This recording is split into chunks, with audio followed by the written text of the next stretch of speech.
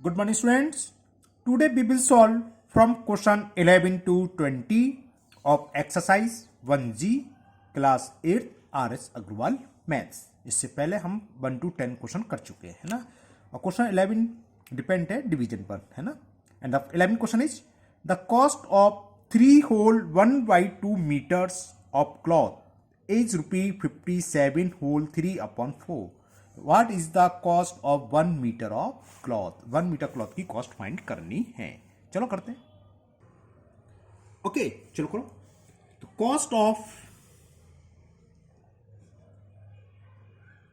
3 whole 1/2 metre of cloth is given ₹57 whole 3/4। तो what is the cost of 1 metre cloth? तो क्या होगी? So cost of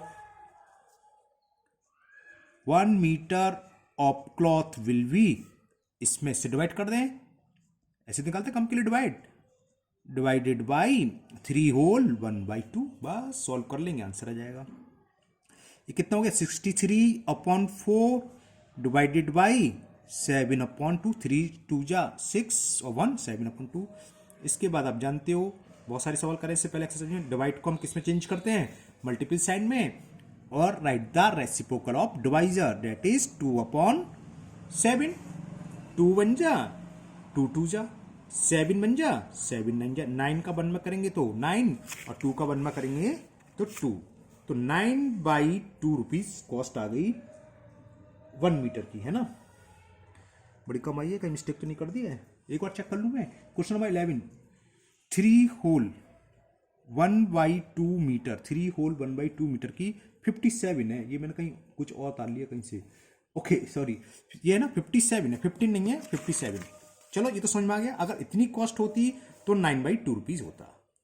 okay चलो अब दोबारा करते हैं। यहाँ 15 होती तो यह 15 की जगह 57 है। तो चलो इसको दोबारा करते हैं। समझ में आ गया? अगर ये कॉस्ट होती तो ये, लेकिन ये ऐसे ना देके दोबारा कर देते हैं। काटना क्या करना, एक अलग क्वेश्चन सही। ये हो गया cost of 3 whole 1/2 metre of cloth is rupee, दोबारा सही से उतार लो, 57 है, सॉरी 57 होल 3/4 रुपीज। इतनी थी, हमने वहां लिख ली थी 15। तो 15 से आंसर ये आएगा। क्वेश्चन तो कुछ भी हो सकता है डिजिट्स में, है ना। तो कॉस्ट ऑफ 1 मीटर क्लॉथ क्या होगी? Cost of 1 metre of cloth will be 57 whole 3/4 divided by 3 whole 1/2। Solve करते हैं। 28 का मतलब 2 और 4 पंजे 20, 20 का और 20 2 22, 228 231, 231/4 डिवाइडेड 7/2। तो ये कितना हो गया? 230/4 इंटू 2/7। तो 2 से काटे 2 1 जा 2 2 जा 7 3 जा 7 से कट गया 7 3 जा 21, 7 3 जा 21। तो ये आ गया 33/2 रुपीज। मिक्स फ्रैक्शन पे लिख दें तो कॉस्ट हो गई 16 होल 1/2 रुपीज। तो cost of 1 metre cloth will be 16 whole 1/2 rupees. Okay clear. Now next question, question number 12। And the 12th question is a cord of length 71 whole 1/5 metre has been cut into 26 piece of equal length. What is the length of each piece? तो समझ आ गया। Total हमारे पास 17.5 metre लंबी cord है, इसको 26 piece में cut कर दिया। तो एक पीस की लेंथ बतानी है और 26 कैसे इक्वल लेंथ है। तो समझ में आ गया वो सही है ना। सही सोच रहे हैं ज़्यादातर बच्चे। 26 का डिवाइड कर देंगे इसमें तो 1 पीस की निकलेगी। करते हैं। तो length of cord is 71 whole 1/2 metre. इससे लिख दो इट इज कट इनटू कितने थे 26 इनटू 20, कहाँ है क्वेश्चन नंबर 12, 26 इक्वल पीसेस। तो बस समझ गए। तो ईच पीस की लेंथ तो इसमें हम डिवाइड कर दें 26 का, है ना। समझ वाली बात। तो लेंथ ऑफ ईच पीस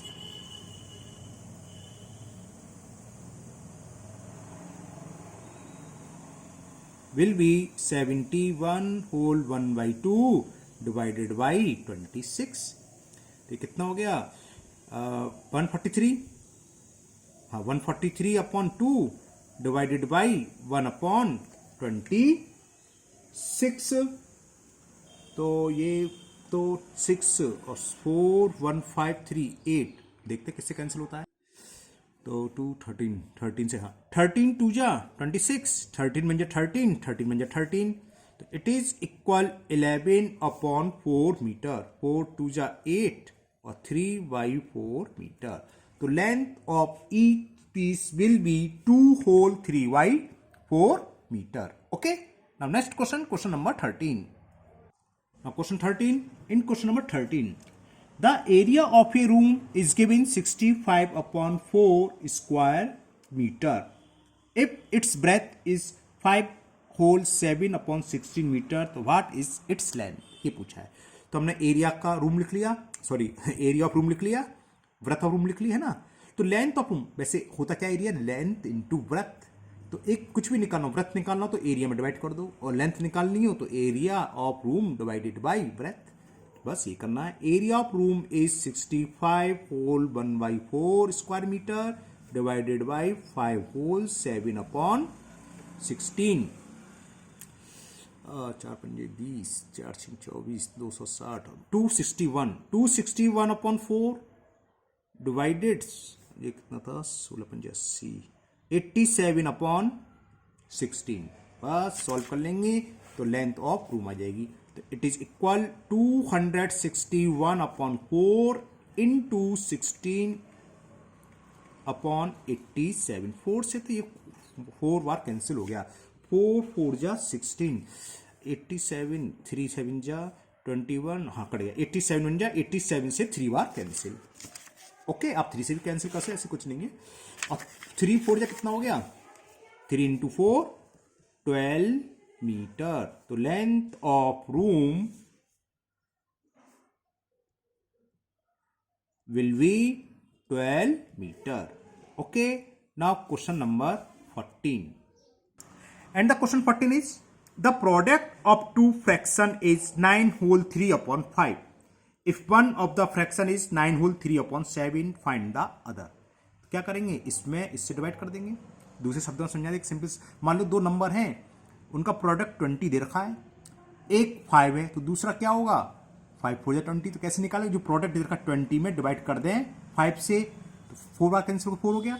तो हम क्या करेंगे, इन दोनों के प्रोडक्ट में जो वन फ्रैक्शन दे रखा उससे डिवाइड कर देंगे, है ना. और we can find the other fraction.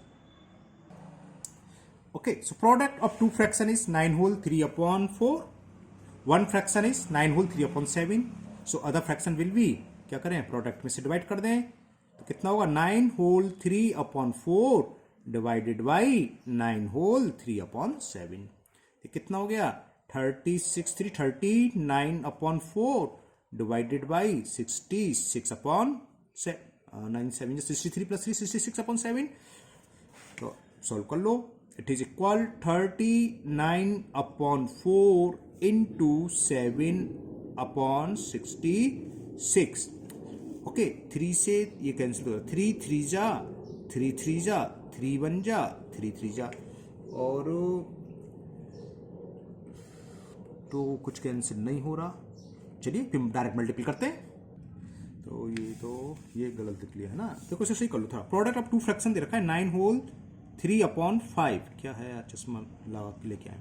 9 whole 3 upon 5 और एक फ्रैक्शन ही दे रखा है, तो बस वही होना है. या मिस्टेक है तो ये मिस्टेक तो ही सही करने तो पड़ेगी भाई. तो 9 whole 3 upon 5, तो कितना हो गया 5 9 जा 45 45 और 3 48 काट दे रहे भाई, है ना. ये थोड़ा गलत है, ये 5 था तो इसे छोड़ दो. तो कितना हुआ, यहाँ करते हैं सॉल्व. समझिए ना. अदर नंबर 9 5 जा 45 3 48 होगा. तो ये हो गया 48 अपॉन 5 डिवाइडेड, ये तो सही था 63 66 upon 7.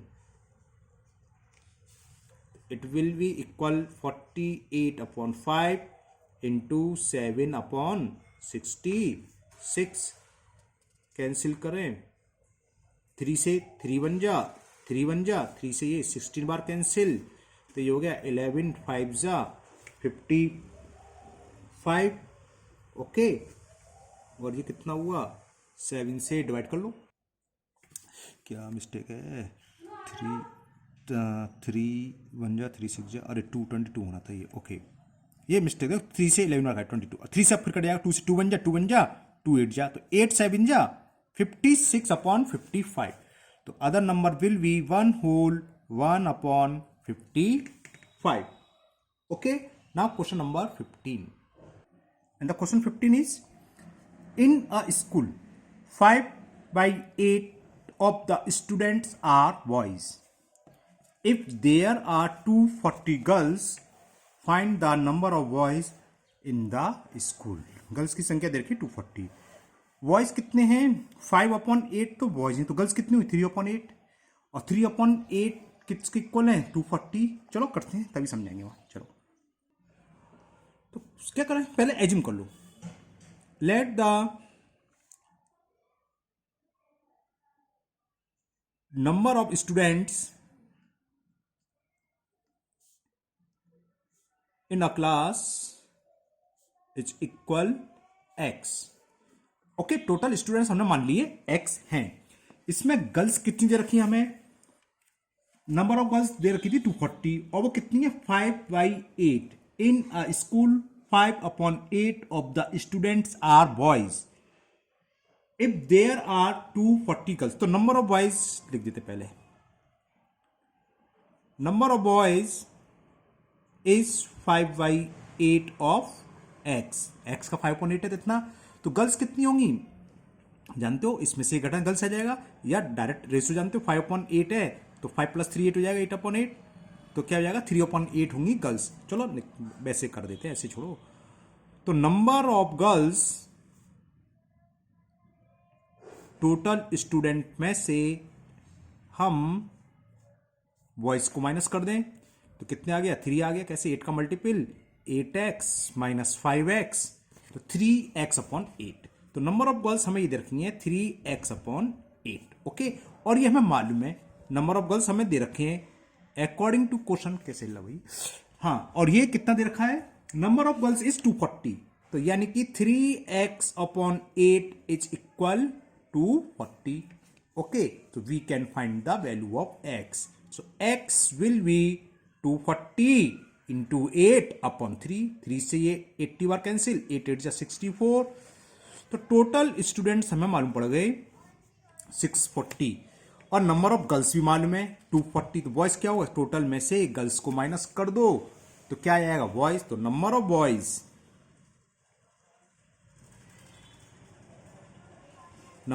Is equal to total students minus number of girls, that is 240, तो 640 minus 240 is 400।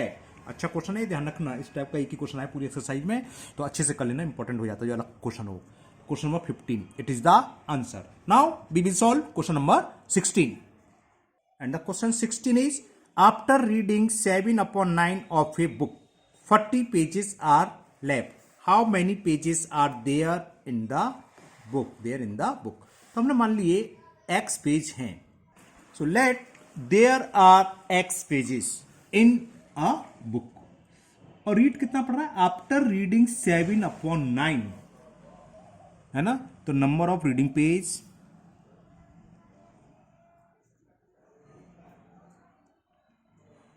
जो हमने पेज पढ़ लिए वो कितने दे रखे हैं 7/9 टोटल पेज का, that means 7/9 x, okay. Total x थे 7/9 ऑफ x, तो 7/9x। तो बच्चे कितने पढ़ने के लिए, टोटल पेज मान लो 20 हैं और हमने 12 पढ़ लिए, तो कितने बचे 8, कैसे निकाला, टोटल पेज में से जो पढ़ लिए उसको माइनस कर दें, तो इसमें से ये माइनस कर दो, और वो हमें दे रखा है रिमेनिंग पेज है 40, तो according to question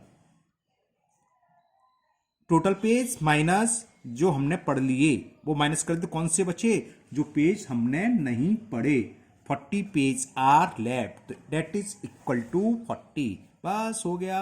9th LCM 9 का x में मल्टीप्लाई करेंगे तो 9x - 7x is equal 40, 9x - 7x equal to 2x, और ये 40 उधर चला जाएगा क्रॉस मल्टीप्लिकेशन, 2 नीचे आएगा, डायरेक्ट भी कर सकते हो आप, 40 × 9 अपॉन 2, 2 से 20 बार कैंसिल, और ये कितना हो गया x इजिकल टू 180। तो टोटल पेज कितना हो गया 180। तो there are 180 pages in a book. There are 180 pages in the book. Okay, clear? Now next question, question number 17. And question 17 is, Rita had 300 rupees. He spent 1/3 of her money, यानी कि इसका 300 का 1/3 100 हो जाएगा, है ना, किस पर, on notebook, and 1/4 of the remainder, अब जो बचा उसका 1/4 करती है स्टेशनरी आइटम पर। तो how much money is left with her, अब उसके पास कुल कितने पैसे बचे ये फाइंड करना है। करते हैं। ओके, तो स्टार्ट करते हैं। Rita had 300 rupees. He spend 1/3 of her money on notebook. तो स्पेंड ऑन नोटबुक निकाल लो। स्पेंड ऑन नोटबुक, जो नोटबुक खरीदी उस पर कितना खर्च हुआ, जितने रुपए हैं 300 थे उसका 1/3। तो कितना हो गया, 3 से 100 बार कैंसिल। तो नोटबुक पर उसने कितने रुपए खर्च कर दिए, 100। अब उसके पास बचे कितने थे, 300 में 100 खर्च हो गए। तो 300 में से 100 माइनस कर दें, कितने बचे, 200। तो रिमेनिंग अमाउंट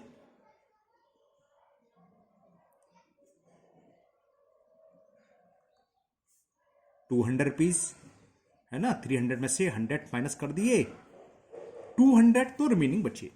अब क्वेश्चन सुनो आगे। ये बोला है and 1/4 of the remainder on stationery item, जितना बचा इसका 1/4 किस पर खर्च कर रहे हैं, स्टेशनरी पर। तब स्टेशनरी पर खर्चा निकाल लो। तो लिखो spend on stationery 1/4 of remaining. तो 1/4 ऑफ रिमेनिंग कितना था, 200। 4 से कैंसिल, 4 5 या 20, यानी कि स्टेशनरी आइटम पर उसने कितने रुपए खर्च कर दिए, 50 रुपीज। कितने बचे थे, 200। 200 में से 50 रुपीज खर्च और हो गई। Okay, how much money is her left, अब उसके पास कुल कितने बचे, 200 थे, 200 से 50 रुपए और खर्च हो गए, तो 150 बचे। तो बस ये लिख दो। तो सॉरी, ही लिख रहा हूं, सी रीता है। तो सी हैज एट लास्ट में उसके पास कितना बचा, 200 माइनस 50 कितना हो गया, 150 रुपीज। तो उसके पास ओवरऑल यानी कि लास्ट में कुल मिलाकर 150 रुपीज बचे। टोटल स्टार्टिंग में 300 थे, यानी कि आधे खर्च हो गए, आधे बचे। Okay, now next question, question number 18। Okay, and the question 18 is, Amit earn 16,000 per month. He spend 1/4 of his income, यानी कि इसका 16,000 का 1/4 खर्च कर रहा है किस पर, फूड पर। कुछ ऊपर वाले की तरह ही है। 3/10 बिल्कुल सेम वैसी ऊपर वाले, ऑफ द रिमाइंडर जो बचता है उसका 3/10 खर्च कर रहा है किस पर, हाउस रेंट जो किराए पर है ना, इस पर। एंड अब जो बचा उसके बाद जो बचा 5/21 of the remainder of the education of children. ठीक, तो how much money is still left with him, अब उसके बाद कुल टोटल कितने पैसे बचे, सेम बिल्कुल क्वेश्चन नंबर 17। चलो करते सही। So earning of Amit is giving 16,000 rupees. He spend of his income on food, तो पहले फूड पर खर्च निकाल लो। स्पेंड ऑन फूड, और वो कह रहा है कितना, 1/4 टोटल इनकम का, यानी कि 1/4 इंटू 16,000, 4 से 4 बार कैंसिल, तो ये आ गया 4,000 रुपीज। तो 4,000 रुपीज 16,000 में से 4,000 उसने खर्च कर दिए खाने पर। तो रिमेनिंग कितना अमाउंट बचा, रिमेनिंग अमाउंट 16,000 माइनस 4,000। तो पहले रिमेनिंग अमाउंट निकाल लो। मैं IN एक बार लिखना भूल गया, चलो लिखना है ना, रिमेनिंग अमाउंट 16,000 माइनस 4,000, तो कितना बचा ये, 12,000 रुपीज। अब जो रिमेनिंग है उसका 3/10 खर्च कर रहा है हाउस रेंट पर। तो स्पेंड ऑन हाउस रेंट, अब खर्च निकालो, उसने जो खर्च करा रेंट पर। Spend on house rent. Remaining यानी कि 12,000 का 3/10, तो 3/10 इंटू 12,000, 0 से 0 कैंसिल, यानी कि इतने रुपीज हाउस रेंट किराया है उसका दे दिए। 12,000 में इसके चले गए, अब कितना बचा, फिर रिमेनिंग अमाउंट निकालो। तो रिमेनिंग अमाउंट या amount after spend on house rent, बहुत लंबी लैंग्वेज आएगी तो शॉर्ट में ये लिख दो। रिमेनिंग अमाउंट इज 12,000 में से 3,600, तो 8,400 रुपीज हो गई। हाँ ठीक हो, इतने हो गए। फिर अब सुनो ध्यान से, and 5/21 of the remainder on the education, जो बचा उसका 5/21 एजुकेशन पर खर्च कर रहा है। तो स्पेंड ऑन एजुकेशन,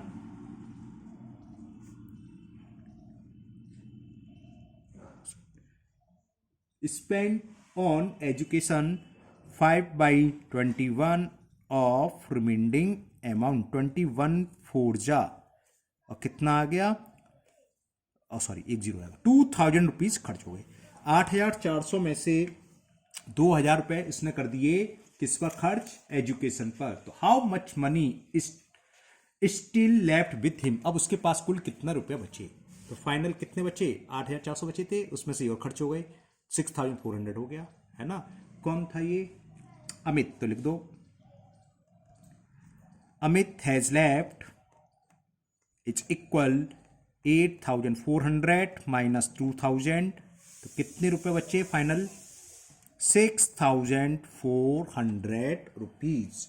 ओके, समझ में आ गया होगा। थोड़ा लंबा था, थोड़ा लेंदी क्वेश्चन, लेंदी तो नहीं है वैसे, लेकिन और कंपैरिजन करा जाए ऊपर वाले क्वेश्चन से थोड़ा लेंदी उससे, और सिंपल था, है ना, तो समझ में भी आ गया होगा। Okay, now second last question, question number 19। Now question number 19, if 3/5 of a number exceed its 2/7 by 44, find the number. Okay, चलो, तो first we will assume, let the number be x। अब सुनना ध्यान से, if 3/5 of a number, तो according to question 3/5 of a number मतलब 3/5x। Okay, exceed it's 2/7, अब ये कितना है, 2/7/44। तो अगर इसमें से हम 2/7 ऑफ नंबर सब्ट्रैक्ट कर दें तो कितना आ जाएगा, 44। समझ में आ गया। ये जो है इस नंबर 2/7 से 44 अधिक है नंबर का, तो इसमें से अगर हम 2/7x माइनस करें किसके इक्वल आएगा, 44, या 3/5x is equal 44 plus 2/7x, एक ही बात है वो, है ना। बस सॉल्व कर लो, x निकलाएगा। क्या हुआ, 5 और 7 का एलसीएम 35, 5 7 जा 7 3 जा 21x, 7 का डिवाइड 35 5 टाइम्स, 5 2 जा 10x इज इक्वल 44। 21 माइनस 10 कितना हो गया, 11x upon 35 is equal 44। So x is equal 44 into 35 upon 11, 11 बन जा 11 4 जा 35 4 जा 140, है ना। 35 2 जा 72 140। ओके, तो नंबर कितना हो गया, आंसर, इट इज आंसर। तो नंबर इज 140। एक चीज बताना भूलिए मैं, जितने भी वर्ड प्रॉब्लम है उसके आंसर हम चेक कर सकते हैं आराम से, है ना। जैसे चलो एक चेक करके दिखा देते हैं, इसी को चेक कराते हैं। अब क्या करा था, 3/5 ऑफ x, तो जरा 3/5 निकाले, इसका कितना होगा ये चेक करो, है ना। 3/5 इंटू 140, 5 2 जा 10 और 5 8 जा कितना हो गया, 3 8 जा 24 और 3 12 जा 12, ये 144 आया। ठीक, अब ये निकालें 2/7 ऑफ x, 2/7 और x निकालें, 2/7 इंटू एक्स, 2 से 2 कितना हो गया, सही निकाला, 20 दूनी 40। ओके, कुछ गड़बड़ करा क्या, इन दोनों का डिफरेंस 44 आंसर कहीं गलत कर दिया। 3/5 140, 5 से काटा, 5 2 जा 10, 5 8 जा 40 और 3 8 जा, ठीक है 144, और 2/7 इंटू एक्स आया कितना आया x 140, 7 2 जा, ठीक। तो इसको जब माइनस करेंगे तो कितना है 144, ये तो 100 आ रहा है, कहीं मिस्टेक हो गया, चेक करते हैं एक बार कहाँ मिस्टेक कर रहे हैं। 28 3 जा 140, 3 8 24 2 3, ओह सॉरी ये है, ये 28 3 जा, ये गलत कर दिया, 3 8 24 2 84 आएगा, सॉरी। तो देखो ये 84 आया और ये 40, तो देखो 44 दिखे ना, और वही कहता है एक्सीड बाई 44। क्लियर? तो इसके वर्ड प्रॉब्लम जितनी भी है हम सारे के सारे आंसर चेक कर सकते हैं। ओके, ये तो आपको करना नहीं है, तो हमने वैसे ही सिखाया था बताने के लिए, आंसर चेक करने के लिए। Now last question of this exercise, question number 20, and the question is at a cricket test match 2/7 of the spectators were in a covered place while 15,000 were in open. Find the total number of spectators. Okay, so let the total number of spectators be x. तो 2/7 कर रहा है इसको covered, है ना, तो number of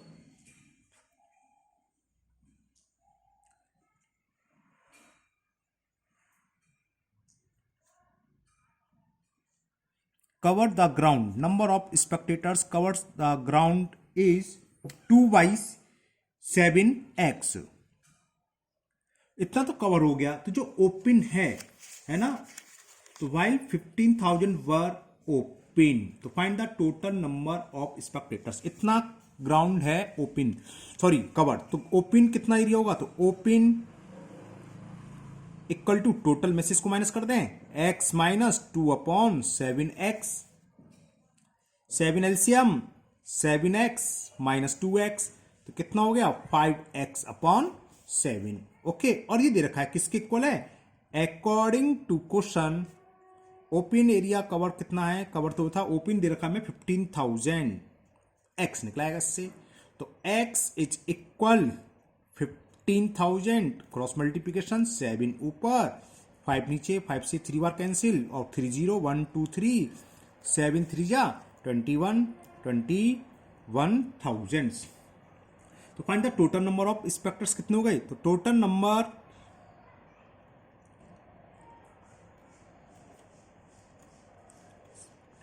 spectators will be 21,000। Okay, तो total number of spectators will be 21,000। तो क्लियर समझ में आ गया, स्पेक्टेटर्स है जिसने फील्ड को कितना कवर करा, 2/7 तो कवर कर रहा है। तो ओपन एरिया कितना रह गया, ओपन प्लेस कितना रह गया, टोटल में से इसको माइनस कर दिया कवर को, तो ये आ गया 5x/7, और ये हमें गिवन है ये किसके इक्वल है 15,000। तो after calculation the value of x is 21,000, और 20x क्या था, number of total number of spectators, तो total number of spectators will be 21,000। Okay, तो इस तरह से आपकी आज एक्सरसाइज 1G कंप्लीट हुई, और 1H अपने आप करोगे, MCQ है मल्टीपल चॉइस वाली है ना, वो तो आप अपने आप कर लोगे। और फिर भी अगर कोई आपको डाउट है तो आप कमेंट बॉक्स में कमेंट करें, मैं उसको दूर कर दूंगा। तो ठीक है, आपको मन लगा के पढ़ाई करिएगा, और इस सारे सवालों को बिना देखे फेयर कॉपी पर करिएगा। फिर मिलते हैं नेक्स्ट वीडियो में, ठीक है, अपने स्वास्थ्य का भी ध्यान रखिएगा। Thank you, have a nice day.